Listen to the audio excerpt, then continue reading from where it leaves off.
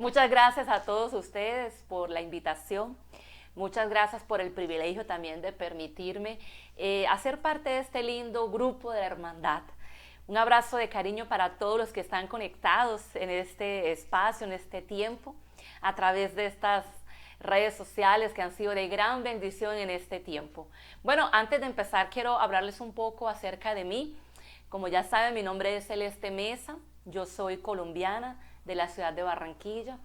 Tengo 29 años de vida cristiana y de esos 29 años, 23 le he estado sirviendo al Señor como pastora junto con mi familia. En el año 2006 salimos de Colombia para Argentina, trasladados por la iglesia, el CENTI, allá en Argentina, para ministrar y pastorear las iglesias de ese país. Mi hija, la primera nació en Colombia, ella es colombiana, pero mi segundo hijo nació en Argentina. Y en el 2011 fuimos trasladados para el Brasil, en Curitiba, donde nos encontramos en este momento sirviéndole al Señor aquí, contentos, viendo la gloria de Dios en esta tierra. Y lo que quiero compartirles hoy, uniéndome a todo este lindo proceso de la restauración, es lo que la restauración ha sido para mi vida, lo que yo he podido experimentar a lo largo de todo este tiempo en la vida cristiana. La restauración es uno de los procesos más necesarios para el Hijo de Dios y para todo ser humano, porque es necesario que podamos vivir momentos en que nos reencontremos y podamos levantarnos y recomenzar. Entonces, todo lo que hemos aprendido a lo largo de esa transmisión, conceptos bien importantes acerca de la restauración, hoy quiero llevarlo a una aplicación especial de forma integral. Y lo que yo he podido aprender, la restauración, yo puedo pasárselos de formas que hoy, bueno, Dios me ha permitido poder vivirlo, experimentarlo de muchas formas, y hoy quiero pasárselos a través de la palabra de Dios y también entendiendo un poco el concepto desde lo que yo he podido aprender a lo largo de mi vida. Primero, que la restauración es un proceso que lleva tiempo. No es algo que pasa de forma rápida. Y también a lo que he podido aprender es que la restauración es constante. La vamos a vivir a lo largo de nuestra vida y en diferentes etapas que vamos a vivir. Y hay una frase que usted y yo conocemos mucho.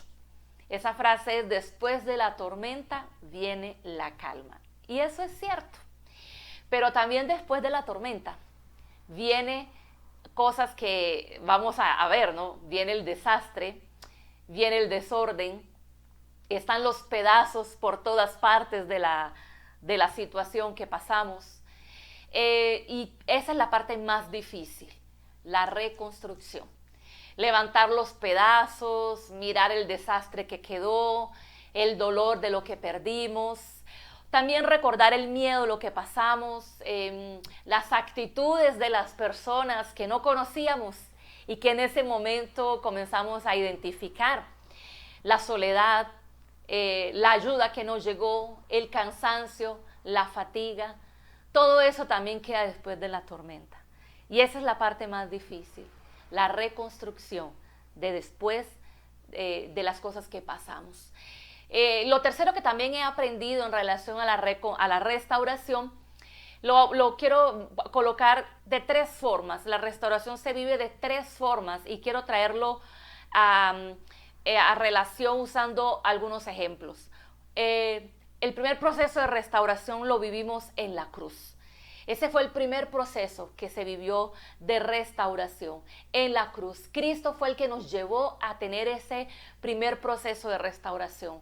Cuando fue restaurada nuestra comunión con Dios, cuando comenzamos a tener esa visión de Dios Padre, cuando fuimos aproximados a nuestro Padre Celestial.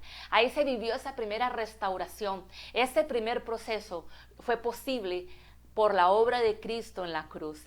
Él nos restauró con el Padre, nuestra comunión la restauró con el Padre y también nos abrió el camino hacia la restauración.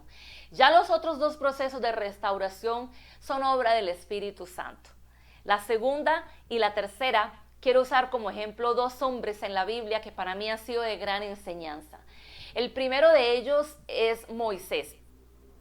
Recordemos que Moisés fue un hombre que él vivió en un lugar, en una familia que no era su familia. Todos sabemos la historia de Moisés. Él creció con los egipcios y viendo a su pueblo siendo oprimido. Y cuando él quiso hacer algo, lo hizo mal. Entonces eso lo llevó a huir y a alejarse de todo lo que él conocía.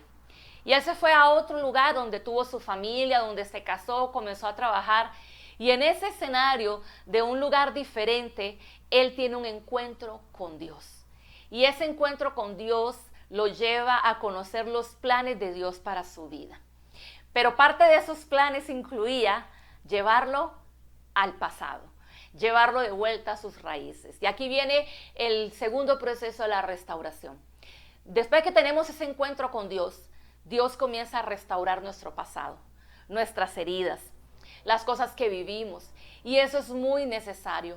Muchas veces nosotros seguimos enfrente, pasamos la página, podemos hasta cambiar de país, de ciudad, de barrio, de trabajo, y simplemente dejamos todo hacia atrás, pero no restauramos. Y Dios no deja procesos inconclusos en nuestra vida. Lo que Él primero comienza a hacer es a restaurar nuestro pasado. Todas las situaciones que vivimos antes de Cristo, todo lo que pasamos, Él quiere restaurarlo, Él quiere renovarlo, Él quiere llevarnos a una completa transformación. Y eso, por más que Moisés intentó evadir esa situación, no pudo, no tuvo éxito. Dios lo llevó de vuelta a sus raíces y él tuvo que confrontar todo eso. Y yo le digo hoy, no le tenga miedo a esa confrontación. No, Dios tuvo que confrontar esa realidad y no pudo dejar su pasado atrás. Y aquí viene ese segundo proceso. El segundo proceso es que Dios nos lleva a eso, a restaurar nuestro pasado. Si no dejamos a Dios restaurar lo que pasamos, no vamos a poder avanzar. No vamos a poder crecer. Vamos a quedarnos estancados. No le tenga miedo a esta parte. No se asuste con el confronto de su pasado. Es necesario y también es libertador. Algo que he aprendido en relación a la restauración en este punto es que en cuanto más rápido usted y yo dejamos a Dios nos restaurar nuestro pasado, nuestra vida avanzará.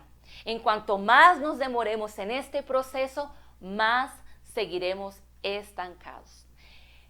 El tercer proceso en la restauración ya viene y lo quiero colocar a través de la vida del rey David, de la vida de David. A mí la historia de David me sorprende.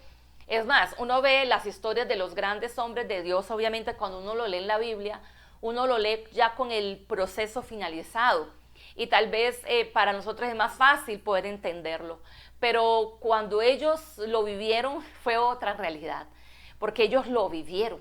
Y cuando usted lo está viviendo es muy diferente como cuando alguien se lo cuenta hasta con el final o con todo el proceso concluido. Pero cuando estamos en el proceso es otra historia. Y aquí yo quiero traerles a relación esto porque nosotros también conocemos la parte de la historia de David. David sabemos que fue un joven que desde muy joven, desde muy temprana edad, él tuvo ese encuentro con Dios. Dios lo llamó con un propósito muy lindo, con ser el rey de la nación, del rey de reyes.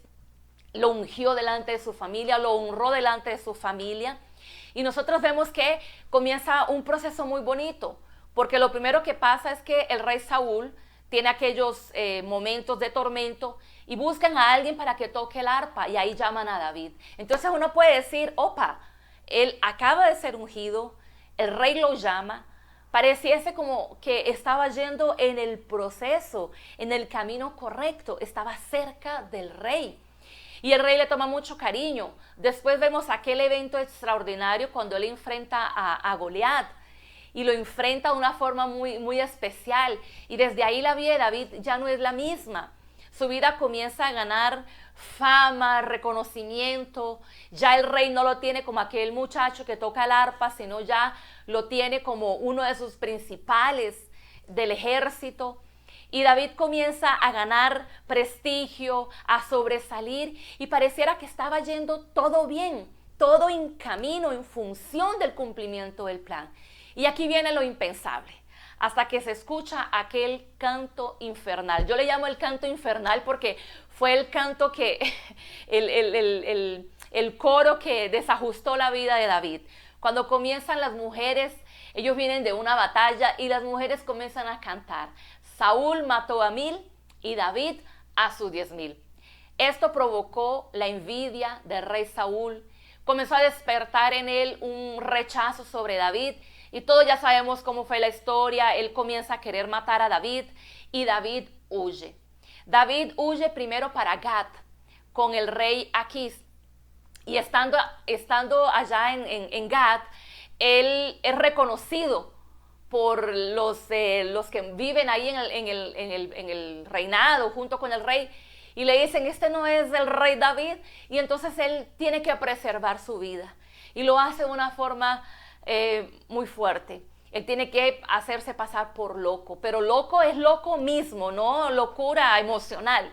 Él tuvo que representar una persona trastornada mentalmente, y es algo muy fuerte, emocionalmente muy impactante, y hasta podría ser humillante, porque él tenía que no tomar baño, no bañarse, dejarse la barba crecer, el cabello sucio, representar toda una escena para sobrevivir. Es algo muy fuerte para alguien que acaba de salir de un momento de gloria y llegar a lo más bajo.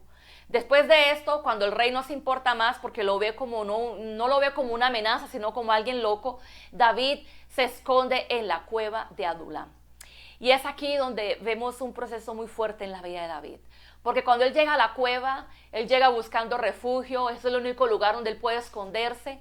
Y ahí comienza entonces a experimentar la soledad, la frustración, el hambre, la sed, el frío, el cansancio, la tristeza. Y posiblemente comienza a pensar y a preguntarse: ¿qué pasó? ¿Y cuántas veces usted y yo ya no pasamos por eso? Recibimos una promesa de Dios, recibimos un lindo llamado del Señor. Dios dice que va a bendecirnos, Dios dice que va a estar con nosotros, que tiene un plan perfecto, que va a engrandecernos, que tiene planes lindos, y empieza a ir todo en función de ese plan.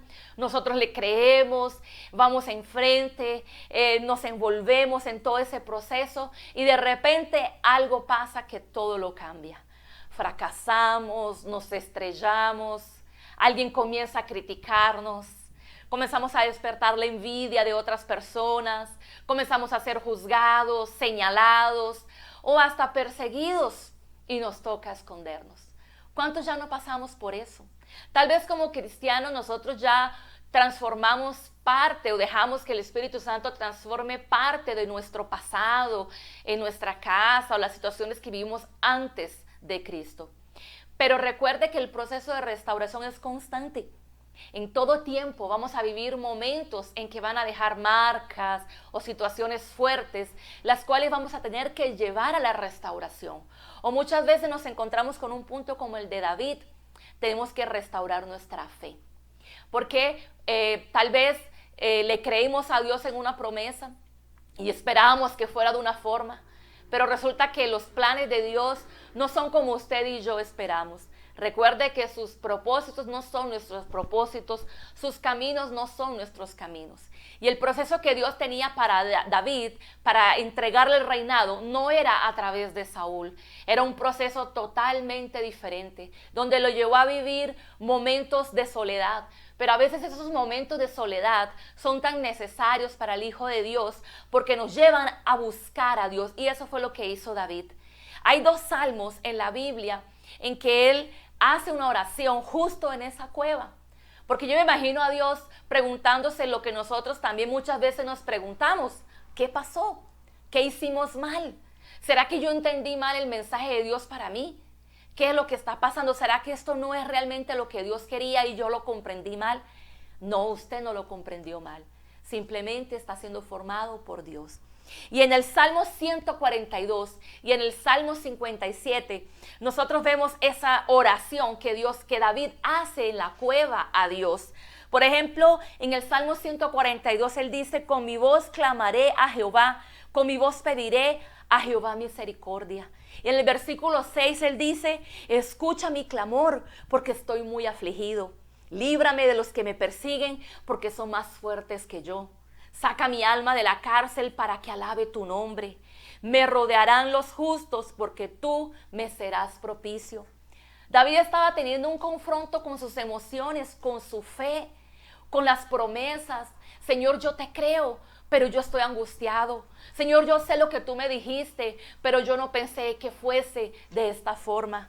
Y en el Salmo 57, él dice: ten misericordia de mí, oh Dios, ten misericordia de mí, porque en ti ha confiado mi alma. Y en la sombra de tus alas me ampararé hasta que pasen los quebrantos. Red han armado a mis pasos, se ha abatido mi alma. Hoyo han cavado delante de mí, en medio de él han caído ellos mismos. Y David continúa orando, buscando al Señor, buscando una respuesta, buscando la presencia de aquel que lo llamó. Él sabía en quién confiaba, él sabía el Dios que tenía, y por eso no desistió. Y aquí pasan dos cosas bien interesantes y hasta inesperadas, y a mí me parecen hasta curiosas. Lo primero es que su familia se entera de que David está en la cueva. Vamos a leer Primera de Samuel capítulo 22. Primera de Samuel capítulo 22, versículo 1 al 2. Vamos a leerlo. Primera de Samuel capítulo 22, versículo 1 al 2. David se fue a Gat y huyó a la cueva de Adulán. Cuando sus hermanos y el resto de la familia se enteraron, fueron a verlo allí. Además, se le unieron muchos otros que estaban en apuros, cargados de deudas o amargados. Así David llegó a tener bajo su mando a unos 400 hombres. Qué interesante. Primero llega la familia. Esto puede ser o de bendición o de gran peso, porque a veces la familia en los momentos de gran dificultad puede ser ese puerto seguro, ese lugar de refugio, de apoyo, de ayuda, de sustento. En mi caso lo fue. Yo le agradezco a Dios porque mi familia en uno de los momentos más difíciles, mi familia fue mi apoyo. Y ellos no están cerca, porque nosotros vivimos en Brasil y ellos están unos en Colombia, otros en Estados Unidos. Pero la distancia no es obstáculo para ver la gloria de Dios en su vida. Y mi familia estuvo muy cerca. Pero también hay momentos en que la familia es de gran peso, porque puede comenzar a criticar, a cuestionar y decir: bueno, pero ¿y qué le pasó? Vea, ¿de qué le ha servido buscar a ese Dios? ¿De qué le ha servido orar? ¿Y cuántos de ustedes no han pasado por esto? Por ser criticados, juzgados, señalados por la propia familia. Y en vez de encontrar en la familia un descanso, la familia es un motivo de peso. Y después también dice la Biblia que llegaron 400 hombres. Y uno podría decir: ¡oh, qué bendición! 400 hombres. Pero eran 400 hombres llenos de deudas, frustrados y amargados. En otras versiones dicen amargados de espíritu. Imagínense qué podría hacer David con 400 hombres en estas condiciones.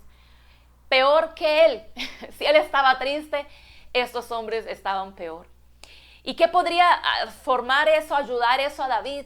Tal vez usted y yo podríamos decir que nada. Pero en ese momento fueron la provisión de Dios para David. Lo primero que David hizo fue llevar a su familia a ser cuidados por el rey de Moab. Él le pidió ayuda al rey de Moab y él dice unas palabras muy lindas: cuide de mi familia hasta que yo sepa lo que Dios quiere hacer conmigo. Entonces significa que la familia fue a apoyar a David. Y David, como recompensa, también los protege y los deja en un lugar de apoyo y seguridad a sus padres. Y después los 400, quiero decirles que de ese grupo surgieron los valientes de David. Hombres de renombre, de honra, fuertes, valientes, que le acompañaron en sus batallas y sobresalieron de forma increíble. Muchas veces usted no da nada por las personas que están a su lado, porque tal vez en este momento no son las personas que usted cree que necesita para que le ayuden en su problema. Pero si son la provisión de Dios para su vida, Dios va a usar a esas personas que están a su alrededor, así a sus ojos no le parezcan lo mejor, pero si son la provisión de Dios, van a ser suficientes y va a ser lo que Dios va a usar para bendecir su vida. Déjese sorprender por Dios en el proceso de la restauración. Y algo bien extraordinario es que David ora, busca la presencia de Dios y Dios envía al profeta. Y el profeta le dice lo siguiente, el profeta Gad le da como respuesta a David las siguientes palabras: es tiempo de salir de la cueva. Y eso es importante, porque para poder ser restaurados tenemos que buscar la presencia de Dios, pero también tenemos que salir de nuestro encierro, tenemos que salir de nuestro luto, tenemos que salir de nuestra tristeza, tenemos que salir de ese estado de autopreservación. Yo sé que podemos vivir un momento de tristeza, de depresión, todos tenemos ese derecho de vivir el duelo, pero no podemos prolongarlo, no podemos extenderlo, no podemos escondernos detrás de esa emoción, porque entonces vamos a estancarnos y vamos a endurecer nuestro corazón, y no podemos permitir que nuestro corazón se endurezca, porque entonces ahí es muy difícil que el Espíritu Santo pueda operar con libertad en nuestras vidas y que nosotros podamos vivir el proceso de Dios de forma efectiva. Salir de la cueva significa vivir el proceso de Dios, aceptar su plan, confiar en Él. Eso significa salir de la cueva. También significa creerle, significa vivir la restauración. Y es tiempo de ser restaurados. Y para eso debemos salir de nuestra cueva personal. ¿Cuál es la cueva que usted está viviendo? La cueva que usted mismo creó. ¿Cuál es su zona de confort? ¿Cuál es su zona de protección? Esa debe ser Dios. Ese lugar debe ser el Espíritu Santo y no el que nosotros mismos hemos creado para autoprotegernos. Para finalizar, hay algunas cosas que no nos dejan vivir ese proceso de restauración. Hay muchas. Yo solo quiero decirle 3 de ellas. La primera es el pecado.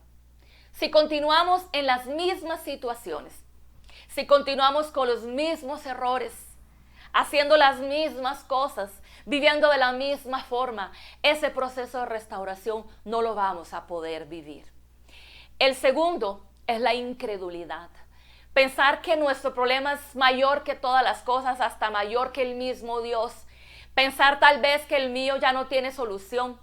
Tal vez como dijo Marta, mi hermano ya se murió, tiene 4 días de estar en la cueva, ya no hay nada que hacer. Y Jesús le dijo, si tú crees, verás la gloria de Dios. Nunca es tarde para el Señor. No crea que Dios le quedó grande algo, porque nada le queda grande al Señor. Si todavía Él no ha hecho algo, si todavía Él no ha operado, si Él todavía no ha actuado, es porque no es el tiempo, es porque Él está formándonos. Recuerde que lo más extraordinario del proceso de restauración es el proceso de aprendizaje en todo eso que estamos viviendo, porque ese es el punto más valioso y el más importante para Dios en nuestra vida. Y el tercero es el conformismo, quedarnos en la cueva, quedarnos escondidos, porque tengo miedo de volver a vivir, de pasar por eso de nuevo, de ser frustrados de nuevo, de creer y decepcionarme nuevamente. Que nos acomodamos, nos adaptamos, nos acostumbramos. Tenemos que salir de la cueva. Perdamos el miedo. Para David salir de la cueva significaba quedar expuesto, porque Saúl ya iba a saber dónde él estaba. Pero David entendió que la protección de su vida venía de parte del Señor, después de orar y después de tener ese tiempo con Dios. Su vida de ahí para frente no fue fácil. Él tuvo que restaurarse muchas veces, porque muchas veces él vivió situaciones de gran dificultad que le generaron grande crisis. Y eso usted lo puede ver en la Biblia, en todos los salmos, en las oraciones que él hizo en esos momentos con Dios. Pero David siempre buscó al Señor. Y todo esto solo sucede cuando tenemos una verdadera transformación espiritual. Cuando entendemos que Dios tiene un plan y todo lo que vivimos forma parte de ese plan. Confíe en el plan de Dios. Él aún no acabó. Para finalizar, yo quiero dejarles con una linda promesa de Dios para su vida, para que oremos también conforme a esta promesa. Vamos a leer su palabra en Jeremías capítulo 33, versículos 6 al 9. Vamos a leerlo. Dice la palabra de Dios: pero después les daré la salud, les traeré medicina y haré que gocen de paz y seguridad. Cambiaré la suerte de Judá e Israel y los volveré a construir para que queden como al principio. Los purificaré de todos los pecados que cometieron contra mí y de todas las maldades con que se rebelaron contra mí, en mi contra. Entonces esta ciudad será para mí motivo de orgullo y alegría ante todas las naciones de la tierra, que oirán de todo el bien que yo le hago. Las naciones temblarán al escuchar todas las bendiciones y la prosperidad que le daré a esta ciudad. El Señor ha prometido salud, medicina, restauración. El Señor ha prometido restaurar nuestras vidas. Es tiempo de creerle. Es tiempo de dejar o introducirnos en el proceso de restauración. No le dé miedo. Yo no sé en cuál parte usted se encuentra. Si está siendo confrontado con su pasado o simplemente tiene que volver a restaurar su fe en Dios. Vamos a orar y vamos a dejar que Él sea quien sane nuestro corazón. Amado Señor, yo quiero darte gracias por este tiempo, porque el único que nos conoce realmente eres tú. Tú conoces lo que estamos viviendo exactamente en este momento. Tú sabes lo que estamos pasando. Tú sabes cómo está mi corazón y todo lo que hemos vivido hasta hoy. Amado Dios, el único que conoce la realidad de nuestra vida, de nuestro pasado, de nuestro presente, eres tú. En ti descansamos. Y hoy, Señor, quiero perderle el miedo a ese confronto con mi pasado. Quiero dejar mi miedo en tus manos.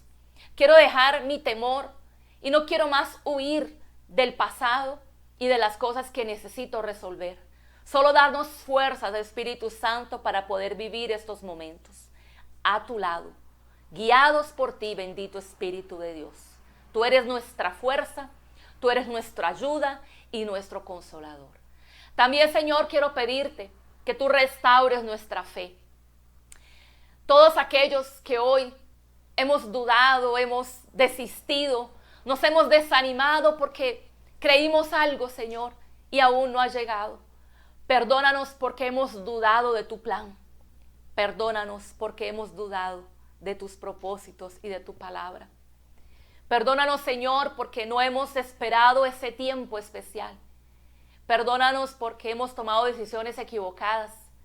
Perdónanos, Señor, porque tal vez no hemos entendido que el tiempo pertenece a ti y que la forma de hacerlo también es tuya.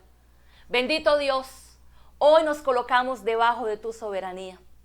Hoy nos colocamos debajo, Señor, de tu gloria y de tu voluntad.